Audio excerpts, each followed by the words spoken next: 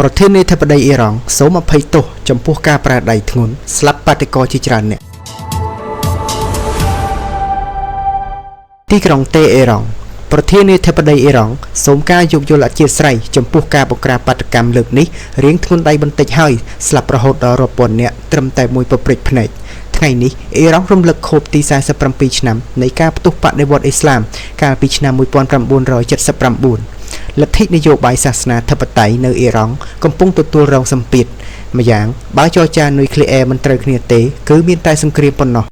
លោកដូណាល់ត្រាំប្រកាសរួចហើយថាលោកត្រៀមបញ្ជូននាវាដឹកយន្តហោះមួយគ្រឿងទៀតទៅតំបន់ឈូងសមុទ្រម្យ៉ាងទៀតសាធារណជនបង្ហាញការខឹងសម្បារនិងការបង្ក្រាបអ្នកតវ៉ាស្លាប់អស់ជាច្រើនអ្នកការរំលឹកខួបនោះធ្វើឡើងក្រោមរូបភាពពីរផ្សេងគ្នានៅក្នុងទិដ្ឋភាពមួយមនុស្សរាប់ម៉ឺនអ្នកចូលរួមពិធីជួបជុំដែលរៀបចំឡើងដោយក្រុមអ្នកគាំទ្ររដ្ឋាភិបាលក្នុងនោះមានការដុតទង់ជាតិអាមេរិកនិងការដាក់ទំនាយឲ្យអាមេរិកវិនិច្ឆ័យអន្តរាយជាដើមប៉ុន្តែនៅក្នុងទិដ្ឋភាពមួយទៀតប្រធានាធិបតីអ៊ីរ៉ង់លោកម៉ាស៊ូត ពេសេស្កេនឡើងទៅលើវេទិកាដែលរៀបចំនៅលើទីលានអាសាឌី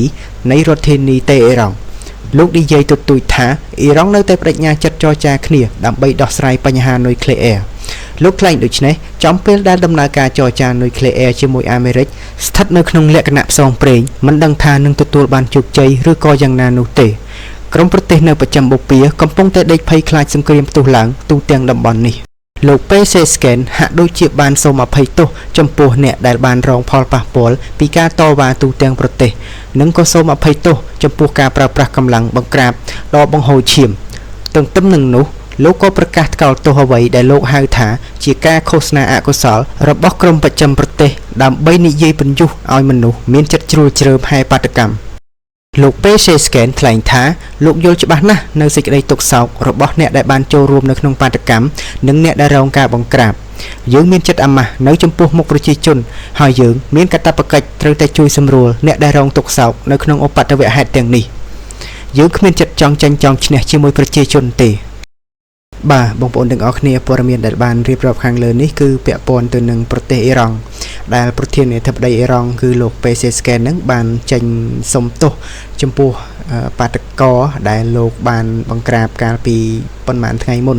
ដោយលោកបានប្រើដៃរាងធ្ងន់ធ្វើឲ្យស្លាប់បាតកោជាច្រើនអ្នកមែនទែនចឹងព័ត៌មានយើងក៏បានឈានមកដល់ទីបញ្ចប់ហើយដែរសូមអរគុណពុកម៉ែបងប្អូនទាំងអស់គ្នាដែលបានចំណាយពេលវេលាដ៏មានតម្លៃ